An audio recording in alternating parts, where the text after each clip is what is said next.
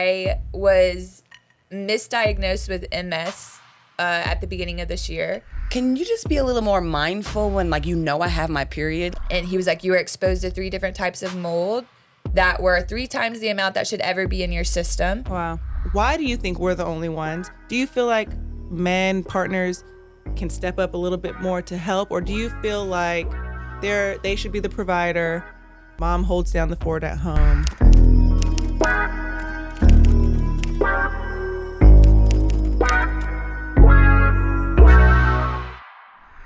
I spend so much time talking to my clients about the importance of proper nutrition outside of the gym.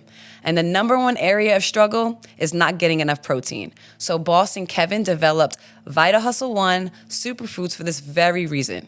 This plant-based blend contains 86 superfood ingredients that support muscle recovery and overall well-being. It's not just about what you do in the gym, it's also about how you fuel your body. So try Vita Hustle 1 superfood in vanilla bean, dark cocoa, which is my fave, or superfood greens in the popular berry flavor. Use code MEAGAIN for 15% off your first order. Hey guys, it's me again, and we are coming to you hot with a new episode. It's me and my girl Naisha. Hey, y'all. And of course, we have a special guest this time. We're going to be addressing the root cause of our problems, getting into all of that goodness and what we got going on as women. But I do want to introduce you to, she's not only a Just Train trainer, she's also my trainer, and she's responsible for getting me back healthy, getting me back right.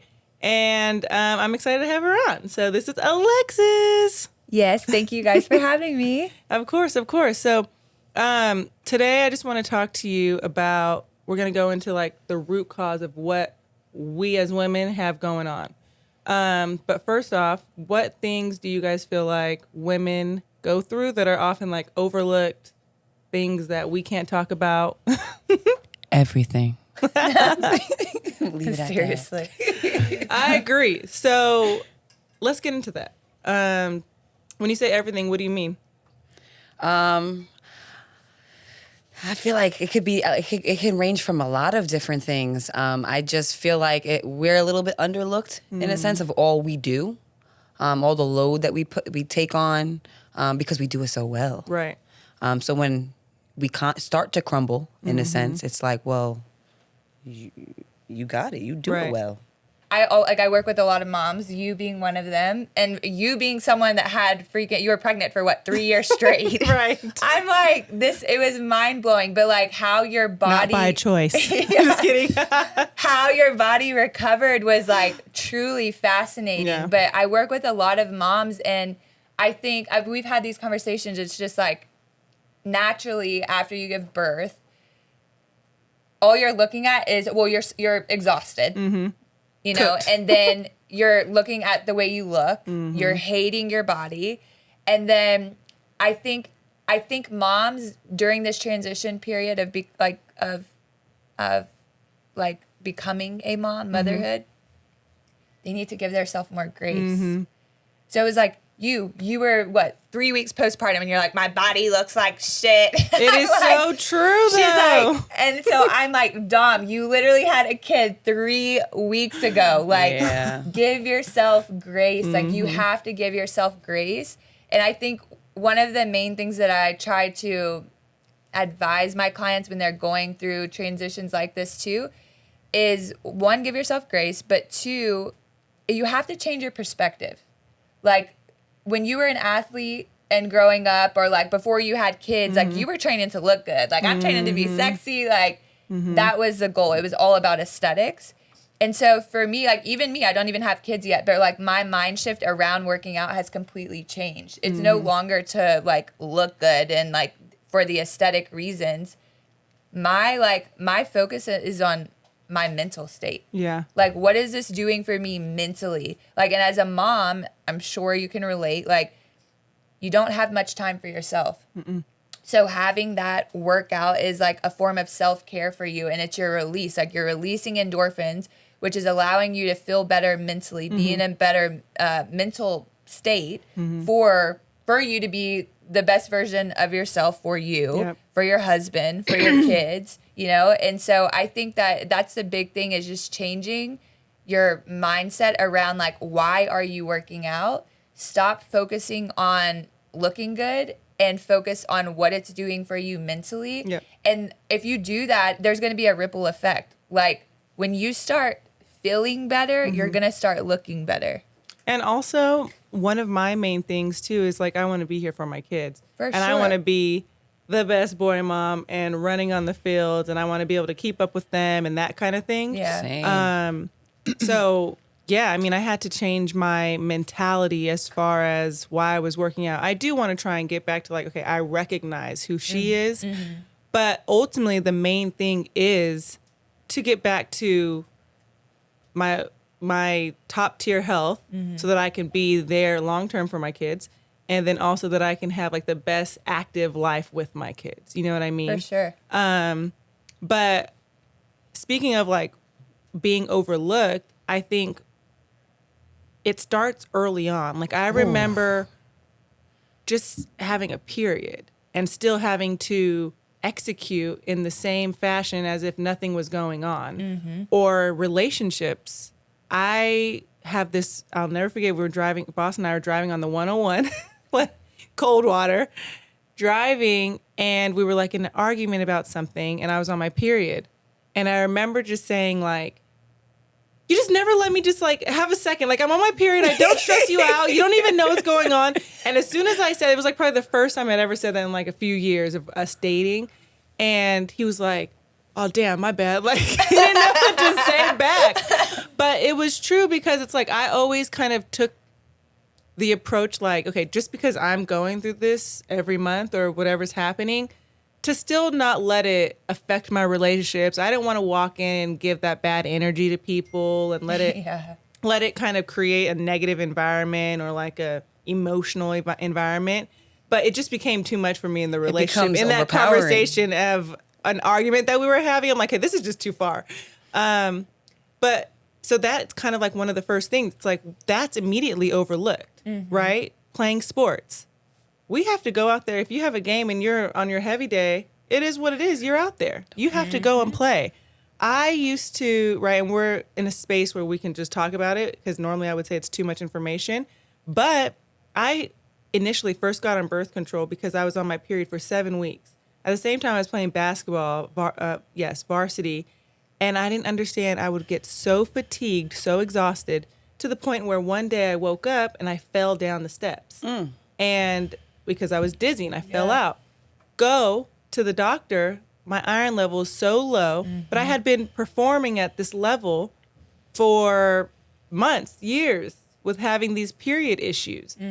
And no one really cares necessarily. No one really says anything. So I'm sure as an athlete, Naisha, you track, all that stuff, you experience that. You know what I mean? As a dancer, that's what you experience in the beginning. No one says anything about it. I agree. And just going back from like the overlooking, I feel like that's like when I say everything, I just really feel like it's everything. Because then I feel like we also put, going back to her grace, we got to give ourselves grace because we put so much pressure on ourselves, especially once you're like in it, like being mom, right? Needless to say, you have a period for 1 week, but you're really on the period for like 2 because you got the pre-period, the PMS, all the symptoms prior, then after, when it's in full effect. But we are going. Like it's like a hamster wheel. Like I said it like last time. Like we're just always going, and I feel like that's why things are overlooked too because we're just on the go. Yeah, we're just doing it. We're doing it without really asking, and then when we do ask, it's kind of coming off of like we're kind of annoyed, but at this point, so we're asking. But then it's like, but you're doing it, so. Right. So I just feel like we need to, as a whole, be more open and just communicate more. Like maybe like 2 months ago, I got because after having a period after my son, I'm not gonna lie, I feel like things have shifted. When I was younger, it used to be a lot more physical where like, I can't function. I can't even walk. I'm throwing up. I'm TMI, but it's coming out both ends. Like my stomach is on fire. Like it's insane. Basically. Then I had my son and it kind of like those symptoms subsided, but now I get terrible, like fatigued. Everything's heavy. I feel heavy. I feel like, So I remember a couple of months ago, I just asked my boyfriend like, can can you just be a little more mindful when, like, you know I have my period? Like, because you're going to know. I mean, hey, you lived with me, you know, there's pads and I put them out. I put them on top of the toilet, and that's how we know it's my time of the month. That's it. Boom! It's right here. So I was like, being, just more mindful, picking up some of the slack, not expecting me to just do it because I always do it. Because I feel like because we always do everything, it's overlooked. What we do is overlooked. No, it's for sure. underappreciated. It's just like expected for you to just like deal with it and like make it it's work. Normal. Oh, you've been going through this all your life, so you know how to deal with it. I know I've been going through all this life, but this shit sucks every month, y'all. Okay, so wait, every controversial question then. Do you feel like we asked for that though? No. Not we personally, but think about it. Roles have now changed. We're no longer talking about the traditional woman. Right. The feminist movement, advocating for our rights. We want to do it all. We want to work. We want to have a family. We want to this. We want to this. Before, women used to be at the crib with it. Listen, I don't know where these new age women, we want to do everything. Yeah. I don't want to do everything. Who made this up? I want to go a little bit back traditional, just a little bit, Right. With a little bit of independence as a woman. Because I feel like you need to own your independence. You need to own yourself. You need to find yourself again. You can't live underneath, like, catering to everybody and not, like, catering to yourself. Mm-hmm. But on the flip side, I could be a little traditional. I can go back to a little of those olden ways. I don't need to carry the whole house. I don't need to do that. What about you, country girl? I'm like, listen, I grew up, like, I come from, like, very humble beginnings. Mm-hmm. And especially, like, with my mom and real dad, like, it was not a good relationship, right? Mm-hmm. So I saw a lot. I experienced a lot. And so because of that and what my mom went through, she has raised me like my entire life since I was a little girl. Like she would always tell me, like, I never want you to have to depend on a man. Like, so for me, independence was like ingrained inside of me. Man. And so my whole life, I've been extremely independent. Like, if I don't know how to do something, I'm going to figure it out. I'm going to do it on my own. I struggle like asking for help and, like using my resources because of this exact reason. Like, it's been ingrained in me just to be independent and like get this shit done on your own. Like, if you don't do it, like, you can't trust somebody else to do it. That's kind of like how I felt. Like, you're going to do it the right way kind of thing. And so because of that, it's put so much pressure on me. And honestly, it's great talking about this now because I wasn't really aware of, like, I always knew I was independent, but I really wasn't aware of it until I started therapy. Okay. And it was like, okay, you're almost like independent to like a flaw. Right. Like, it's great to have independence, but like, again, it goes back to like giving yourself grace. Like, like my fiance helped me realize that too. He's like, I love that you're independent, but like, I got you. Like, let me like help you like with whatever it is that you need, And so it's just having that, like, being communicative and like having those open conversations. But yeah, like, over the years, and I still do it. It's like a work in progress, but like I put so much pressure on myself. And I feel like one of these like new aged women where like, okay, like I accomplished something and I'm like, okay, what's next? Like it's time to elevate, like it's on to the next thing. And I'm like, no, like now that I'm like at 32, I'm thinking about like starting a family and having kids. Now I'm trying to like prepare for me to kind of like step back a little bit. Like I still want to work and be ambitious and like accomplish my goals. Right. But I think that like women need to acknowledge like it's okay to like have that balance. Right. Like you don't have to be like the go-getter all the time, 24/7. Like you're already doing so much. Like especially if, like I said, if you're like a mom, you're having to like help raise your kids. You're cooking for them. You're taking care of them. You're running to them to sports events. Like on top. Like when do you have time for yourself? Never. So that's what like I feel over the past year since I started therapy is like making more time for myself. Like I always prioritize everyone else, which I feel like most women do. It's like, okay, how do we pivot this and start like making more time for you? Like you need to schedule out time for you to have some like self-care. Right. So that you can be the best version of yourself, I agree. I mean, and it's incredible that you went to therapy, addressed all of that, and I can relate. Growth. Yeah. But the Peanut Gallery wants us to watch a TikTok video. So let's throw it on. This is going to be really hard to swallow, but it's extremely necessary to hear. There is not a coincidence between these two new facts that we now have proof of at a scientific level. Most people who have autoimmune diseases, 70% of them are women. And recently, the New York Times just basically told us straight up that women are the shock absorbers of society.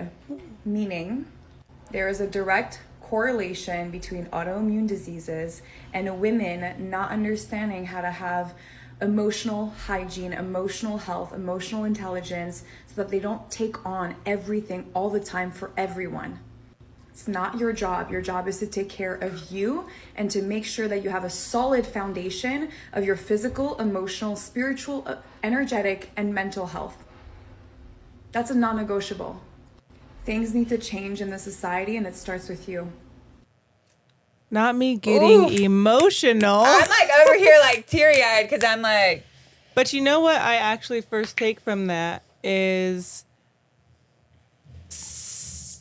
and maybe it's not, maybe I have a little bit of a biased opinion because I am like heavy postpartum vibes right now. But it's like, is it only up to me to take care of me, right? It really needs to be the village, because sometimes I feel like I am married and I do have kids. I have to take care of my kids, period. There's no, I'm out. You know, there's none of that. Secondly, is there the conversation or is there the therapy or whatever it is with your partner or your husband, boyfriend, where it's also a them thing to understand what we need too? Because I feel like, I know in my home, which by the way, we have that traditional dynamic of like, we both agreed. Like I grew up with both my parents. They've been together since they're 18. My mom was she worked and all that stuff, but the dynamic was my dad was head of the household. My mom was underneath, and the children and the dog type of thing. And we have the same kind of experience and dynamic in our home. I think it's a little bit more traditional in a sense because boss is from the South. I'm like, he's from the South. So but yet, we live a completely untraditional life. Yeah. So it sends mixed signals. Right. But nonetheless, I say this because sometimes it's like, if he could just understand me just a little bit more, then I would be in a space to be a little bit more vulnerable about what I need, right? About what I'm bringing on to myself, et cetera. And having that support system to say, you know what, Dominique, we got it. I know you're going through that. Let me take care of that. You go do what you need to do more frequently. I agree. I 100% agree, because I feel like she makes a good point. You do need to focus on you, but then when you bring kids in the mix and now you got this family dynamic going on, it's kind of hard because you can't leave the kids just without no supervision. You got to make sure they're eating. And then honestly, like I'm sure like all moms, especially when you got the youngins, because I was very like on structure, routine, we eating this is the time. So like there was really like, for example, when my son was small, because now he don't nap. He does not nap at all. We put the lights on, the lights off in the room, shut the door, the lights go right on. He's out. But when he was younger and he would take naps, I remember saying to my boyfriend, like, you know, I would love like some time, whether that's like 30 minutes or like whatever time that is, just for like, so I can go nap. Or like I could do, well, he naps. Why can't you nap when he naps? Who the fuck wants to nap when their kid is napping? I want to do something I want to do when my kid's napping, because when my kid wakes up and I wake up, I'm going right back to momming. I want to be able to sit down and watch some trashy reality TV and eat my snacks and just kick my feet up for a second, or just do what I want to do. Yeah. I don't want to have to go to sleep because he went to sleep just so I could be up when he's up. Yeah, you know, sick. Like, so I agree with the communication aspect and working together, because yes, my happiness and, you know, enjoying me is on me. But when you create a village or you have a family dynamic, you kind of all fall on each other, and you got to rely on one another and communicate. Yeah. And is it cultural though too? Because other cultures, like I think Filipinos, when you give birth, it's like everyone takes care of the mom too, and then the family's taking care of the baby while the mom is recovering and we don't do that in America. No. You know what I mean? Like, we can even get into when you got to go back to work. Right here. Right? They just passed in New York before I left, the year before I left. So I left in 2021. So 2019 is when they started. When they started, paid maternity leaves for teachers who make up, women make up most of the teachers. That's and crazy. Teachers are always having children. Crazy. And they just passed 6-week leave paid for teachers in like 2019, 2018. That's when they started. Insane. That is insane. It's like unrealistic expectations. In Canada, they have like, in Canada, and you can quote me if I'm wrong, but it's like a shit ton of time, whether it's like 6 months or a year and it's a lot of time. I think it's a year of you get off and you get like 80% of your salary. Wow. And you can split it between the parents. So mom can take 6 months and then dad can take 6 months, or mom can take 9 and dad can take, 3. Or why are we not family oriented? So I have a solution for that. Go ahead. Once dads start giving birth, right, paternity leave will be about 3 years. Instantly. Right. I'm not even playing. But so I just feel like, it's not only up to us to pick ourselves up. That's exhausting. For sure, yeah. It's exhausting to always try to pick yourself up. Mm-hmm. Ultimately, I'm just thinking like, it's not really up to us to pick ourselves up, right? Especially like with motherhood. I feel like I'm always the number one person that it's like, shit hit the fan. Well, what does your mom say? What does your mom, mom this, mom this, especially when it's about care for the baby, right? Mm-hmm. And naturally, that makes sense, right? I birthed the baby. I naturally have these responses. I think I saw a study that was like, when your baby's crying, the mom naturally has like hormones that are being released that make her feel like I have to care for this baby. Just a side little question. When you're still breastfeeding now because you got the new baby, but when he cries, do you feel like your boobs, like, like that feeling the feeling, like the overall feeling of like the milk? It will like it's leak. Insane. I've heard that. It's insane. So 2 stories on that, quick stories. So I do want to have you guys answer my question. First one is, yes, when I'm gone out of the house and he's crying for hunger, my boobs will start, like, they call it the letdown, and it starts like tingling, and then it's like about to leak, and this whole hot mess. And so I'll text like, hey, is everything going okay? Have you fed him yet? And they're like, oh, he's just really hungry right now. They're like, saying the bottle's heating, da-da-da-da. And so I kind of know what's going on. Second one is Diana, amazing. She works for the Lakers now. Woo woo. Oh, that's my friend. I love her. Yeah, she's incredible. So she is a massage therapist, and she comes and would like massage me. And one time I'm like hearing my kids crying, and she's like, girl, your body's tensing up. Like, relax while I'm doing this. Like, naturally, my hormones were releasing, and they were just getting so tense. And these are the things that we can't communicate the feeling of outside of being a woman or experiencing it. You know what I mean? Some of us don't even understand about it. And so how can I have my husband understand? Yeah. So back to that question, it's like, why are we the ones? Why do you think we're the only ones? Do you feel like men, partners can step up a little bit more to help? Or do you feel like they should be the provider? Mom holds down the fort at home. What's the happy medium? What's the balance? What do you think? I feel like we have to have some type of balance. Just because of the day and age that we're in. It's not the same. We're not in the 1940s where life was just different. It's very expensive now. Both got to work at this point. For the most part, like in a regular household, I think that it kind of falls on mom more because genetically we're made up differently. Moms have more like the nurture, the carer, that softer side, and honestly, men have the genetically they're just a little bit more. They're more provider. They're more creatives. They're like going. But I do feel like if we just met in the middle, talked a little bit, and we're more like cautious. And just understanding, I know this is going on right now. I could step up and do this, even if it's not something like that I normally would do as like dad. And same thing for mom in a sense, like us. It's not normal for us to sit down and say, can you do that? We will get to that point, but a lot of times when we get to that point, we're already fed. It's out of frustration.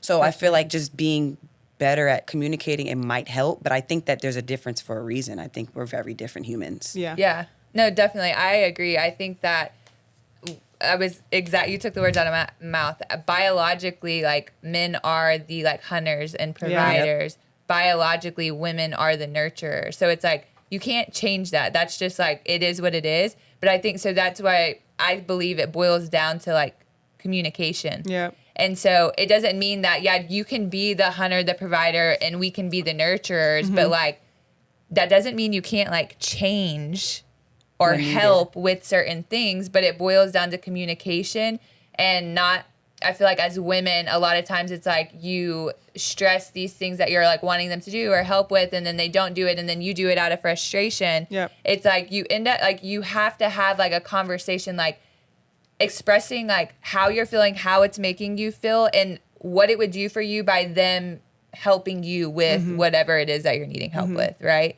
And I feel like it just helps create that balance, because I feel a lot of my clients out here, I train like the husband and wife, or like I train the moms, and I have these conversations with them, and a lot of them, the dynamic has shifted. Like, being from the South, like, I grew up where like my stepdad worked, provided. My mom like worked for a couple years, like during my childhood, but then she, like, my stepdad wanted her to stay at home and like take care of the kids, right?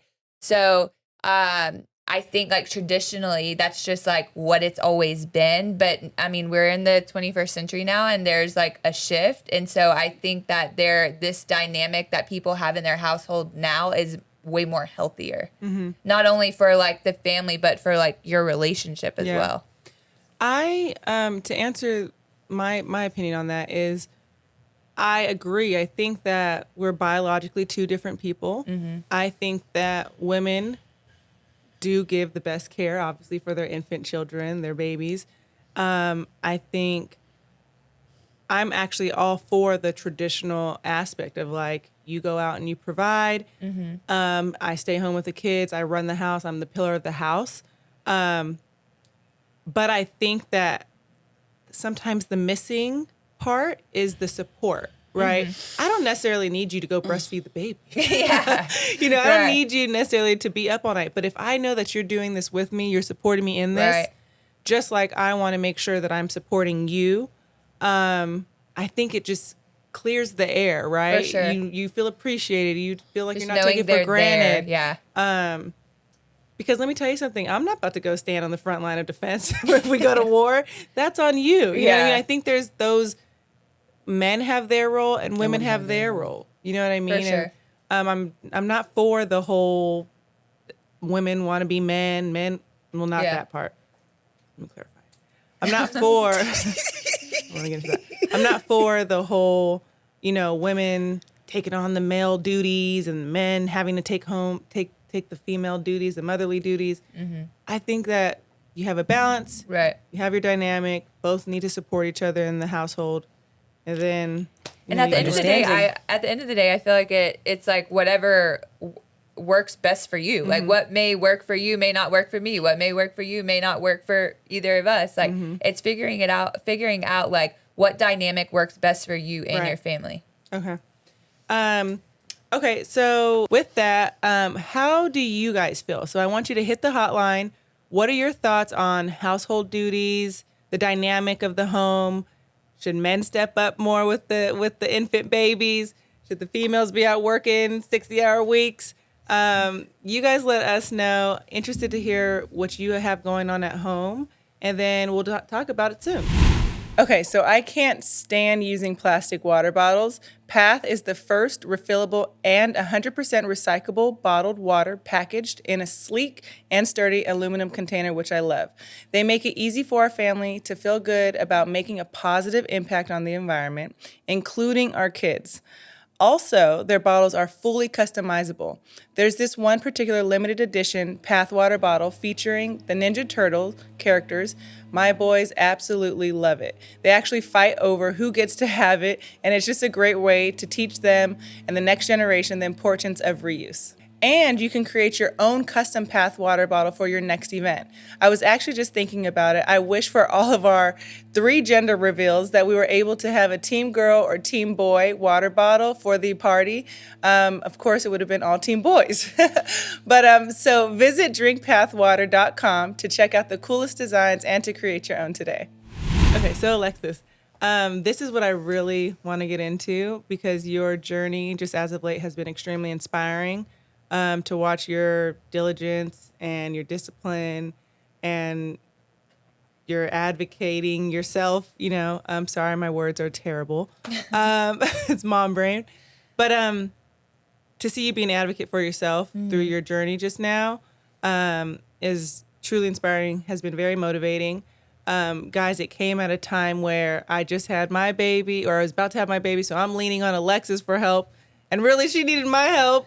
For sure. But she just went through an experience and she came out with the root of the problem. Mm-hmm. So talk to us about that.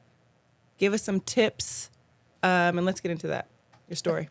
Okay. So this is, I'm like, bear with me because this is like my first time actually coming out, like speaking about it. So it may be emotional. Oh.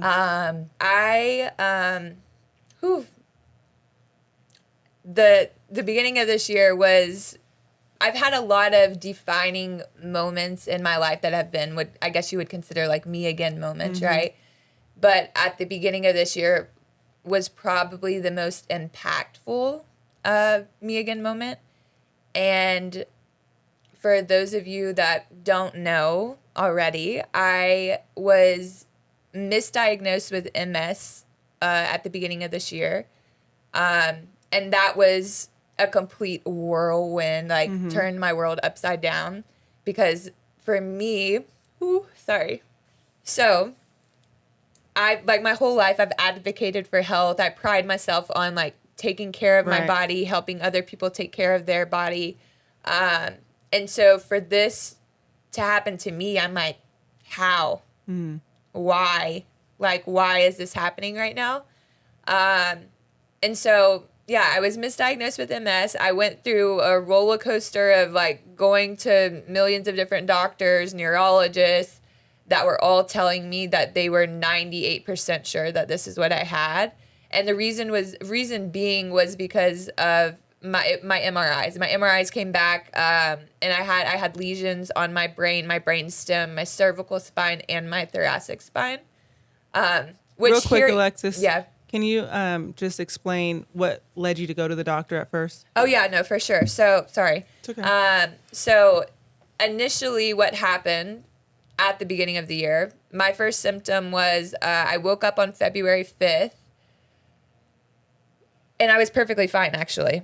And then about midday, I started noticing something going on in my peripheral vision. And so I'm like, okay, something's going on here. I'm not really sure what it is. Maybe I'm just tired or stressed or whatever. And so I didn't freak out initially. I was kind of like in denial. And then over the next like couple days, everything started moving central. Mm-hmm. And so then I started having double vision. I literally couldn't see straight. I was continuing to work because that was the only thing that was keeping me sane. But nature saw me. I was coming in every day, and every day she saw me. My left eye was literally slowly just like going in. Okay. So at this point I was completely like cross-eyed. My left eye was completely like crossed. Or what you would call is like over converged. So I now I can't see straight. I'm completely disoriented. I'm having dizzy spells. Like I'm having to coach and like talk to people like this. I could only see them from like looking out the left side of my visual field. And so when I knew that something was terribly wrong was when I tried driving to work one morning and I was seeing poles and trees and cars in the middle of the street. Oh my gosh. And I'm like, oh shit. So like something's wrong. And so my mom initially had said like, she's like, go try to get you some readers or like, so I'm like in the drugstore trying on like every prescription glass reader. And like, I'm like, Mom, nothing is helping. She's like, okay, well maybe try like an eye patch. So I like, get an eye patch. Days go by, I'm like, I'm researching. I'm like, how, you know, like I could see perfectly fine covering up each of my eyes. It was binocularly that I was having the vision issues. So when I was researching everything, I'm like, okay, this is saying it's like a brain issue. So I'm like, fuck. Okay, something else is going on. So initially, I was in denial. So I'm like, I'm just going to go to the eye doctor and see like if there's something something happened to me or to my eye. So he runs all the tests. He's like, you have 20/20 vision. Like everything came back normal. And so he's like, but you do have like a slight esotropia or something. And I'm like, okay. But he made it seem like this is something I've had for a long time. And I'm like, no, like you don't understand. This is something that literally happened 5 days ago, like out of the blue. And so from there, I went down. It's a long story, and I think there will be a time and place to share all of the details. That's something that I'm working on doing. But I, again, saw a million different doctors, neurologists that were telling me that I had MS. Had my MRIs done. They found lesions on, again, brain, brainstem, cervical spine, and thoracic spine. So that's what was leading them to believe that it was MS because it was in every single level of my spine. And from there, I thankfully have a friend, like a hometown friend, who, well, I consider him a friend now, but he he dated one of my friends in high school. And this is how I knew of him. And years later, I found him through Instagram from another woman that I followed whose husband had gone through like a tragic mountain biking accident and was literally a vegetable. So I followed their whole journey. And then one day she posted like these doctors that were helping her, you know, helping her husband finally like make progress. And she was like, it's the most progress we've seen. She lists the doctors and one of them says like Dr. Kyle Daigle. And I'm like, no way this is the same like Kyle Daigle I know. Click on it, and sure enough, it was him. Fast forward to COVID, I go and shadow him, and it changed my life. The work that he is doing is truly life-changing for people. He is literally working miracles every single day, and so it was at the point where I'm like, I want to change my career path. Like, this is what I want to do. So he is like a functional neurologist, and I thankfully had gone and shadowed him during COVID. We had built a relationship. He was like, we follow each other on Instagram, so we were always talking back and forth about work and things like that. He would send me like educational things to like read or watch. And then again, you know, I shadow him, never thinking I'm going to have to actually be a patient, you know? And so all of this is going on, all of this confusion. I finally reach out to him and I'm like, hey, this is what I'm experiencing. And the first thing he tells me is, have you had a mold panel ran? And I'm like, he's the first person that said this. So I'm like, no. He's like, you need to have a mold panel ran and you need to have some blood work done. And he was like, I think that it's mold. And I'm like, okay. So fast forward, he was like out of the country for a bit. I wasn't able to see him for like another 2 weeks. I had the labs. He shipped the labs to my house. I did the labs. They came back while I was getting treatment with him in the South. And he called me one night at dinner. It was like the second night I was there. I was doing literally 2 days, doing treatment all in the morning, all in the afternoons. And he called me the second night after dinner or during dinner with my family and their friends. And he was like, I just wanted to call and let you know that your results came back. And he was like, and it's mold. And he was like, you were exposed to 3 different types of mold that were 3 times the amount that should ever be in your system. Wow. And like literally on the graph, it's like the spectrum ranges from like green to red. And I was the furthest you could go on the red for all 3 molds. Wow. So he was like, this means that you have like a ton of inflammation in your brain, which he had already done a scan and saw my brain was like completely in the red still. So yeah, we got to, again, the root cause of what was going on. And so that was like a pivotal moment for me because the whole time I was communicating with him, he's like, I need you to know that I know this is extremely scary what you're going through right now. But 1, I need you to know that you can't heal in fear. And 2, the other thing is he's like, they're not focusing on what's driving the diagnosis, right? The root cause of the issue. And so, and this is how he practices. Right. It's more functional medicine, right? he was like, we have to get to what is driving the lesions, what is driving the MS diagnosis. And how he was explaining it to me is like diagnoses are just another form of like a symptom. Right. It's not, and like all the symptoms that are coming with, that's like the Western medicine diagnoses like off of symptoms, right? And then they're diagnosing people with these like unexplainable illnesses or cancer or autoimmune diseases. And it's like, but you know, like I had the doctor tell me, look at me in my eyes and tell me, he's like, you're never going to know the cause of this. I'm like asking him, like, is it food related? Is it like, I couldn't wrap my brain around like what caused this, because I'm like, I'm a healthy person. I work out more than the average person. Like it, like, please make this make sense. Right.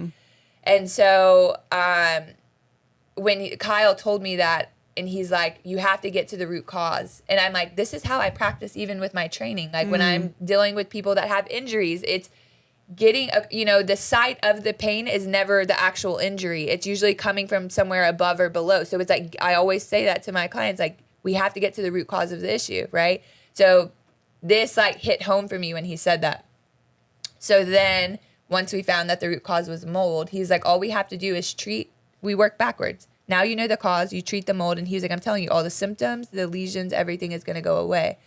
So, yeah, if it weren't for me, like, and these are my, you know, tips for people dealing with autoimmune disease. It's one, being open-minded.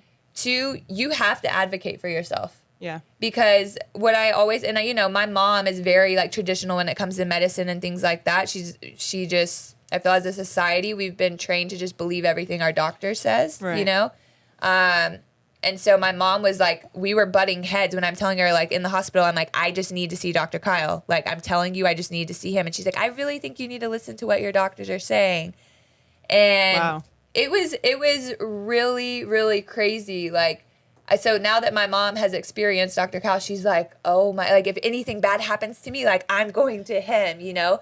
And so what I try to explain to people is that you have to advocate for yourself. One, if you have this gut feeling that like what they're telling you is like off, or like they're telling you you're never going to know the cause, like that's BS. And I say that respectfully because it boils down to like our medical system just being outdated. And I was going to ask you, just to clarify for anybody who doesn't know, what's the difference between functional medicine and like your traditional medicine?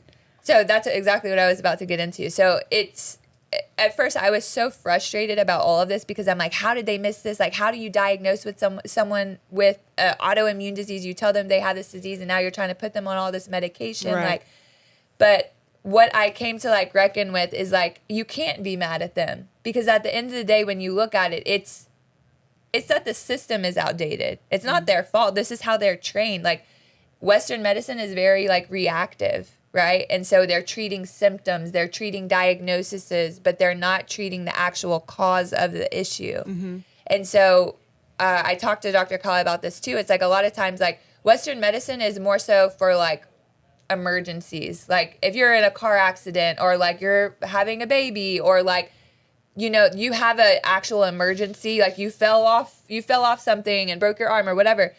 But in terms of like when it comes to like healing the body from disease and, again, unexplainable illnesses, it's like you kind of have to step outside of Western medicine and move more into like the functional modern medicine.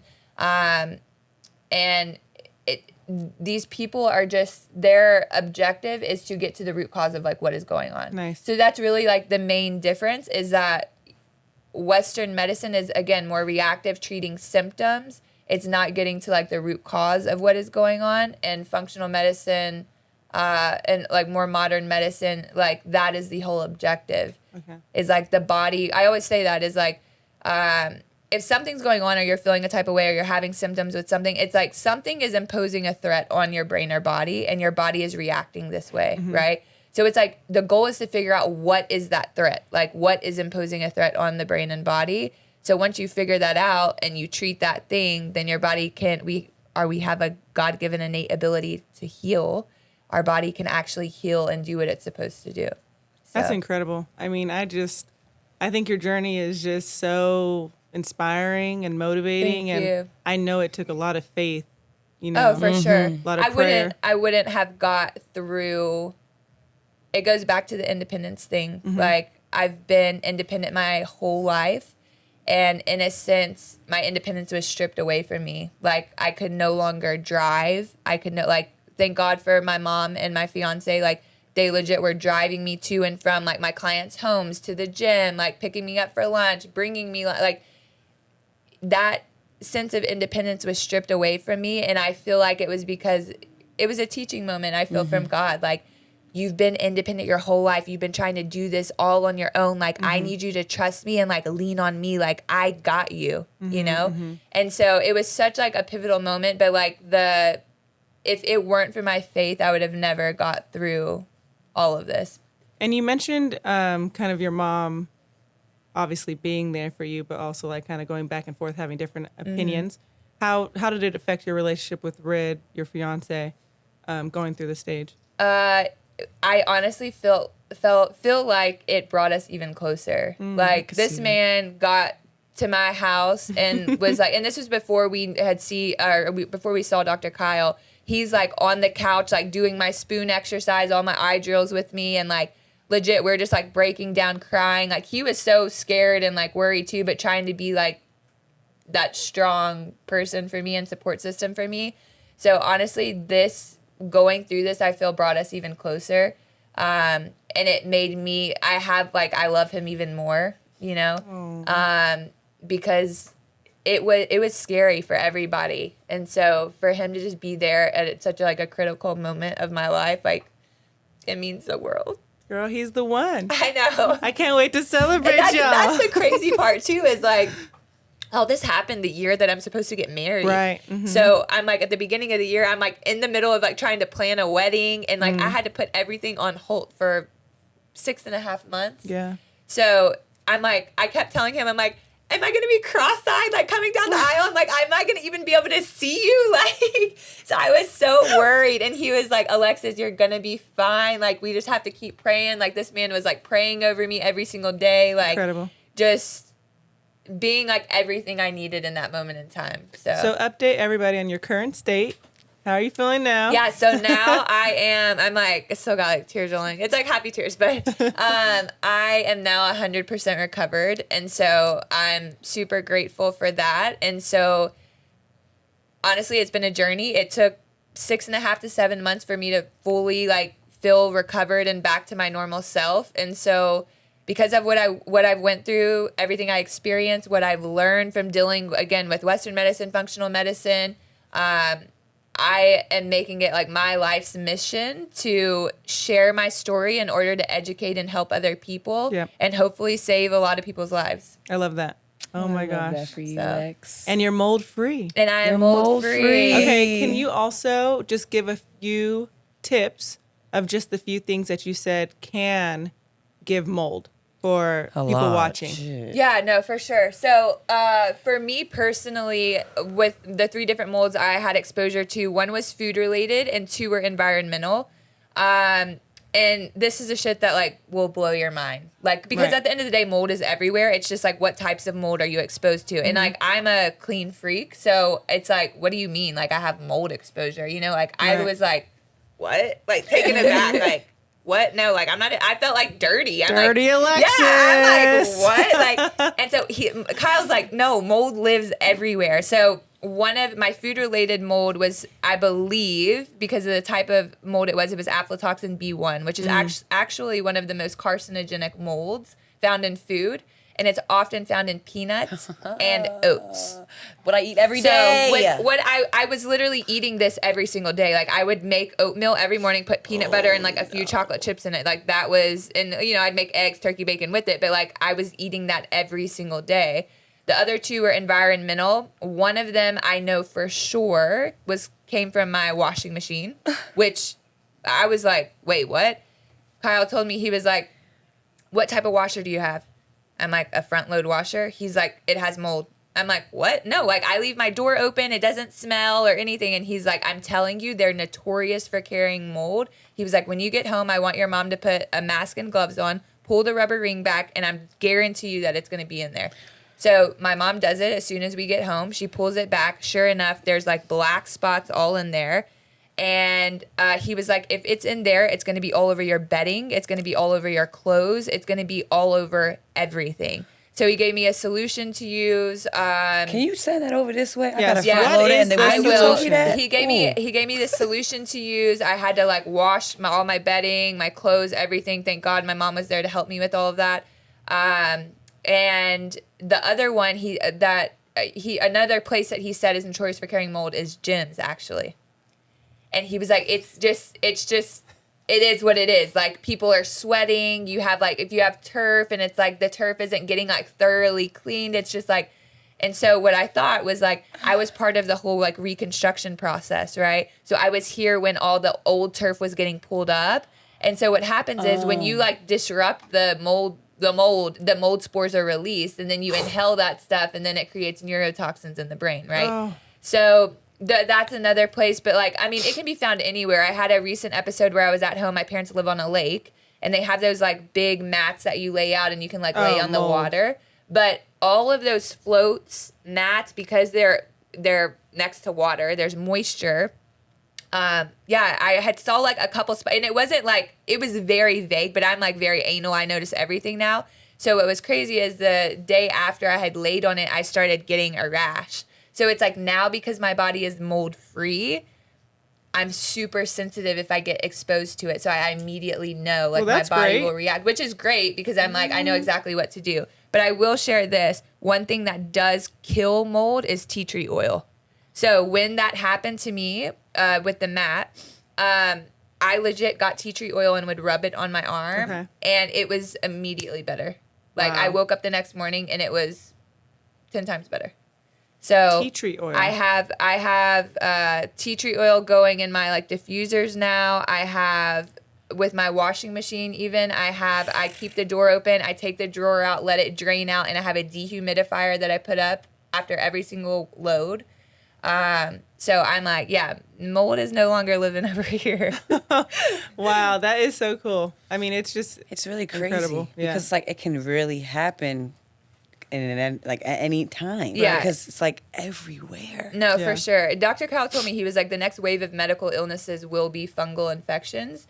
He's like, it's everywhere and people have no idea. And then it's like you're eating foods, like if you're eating like gluten and dairy, all these things exacerbate the inflammation that it creates in your body. So it's like the neurotoxins feed off of it. So it's like it can never actually detox from your body. That's funny that you say that.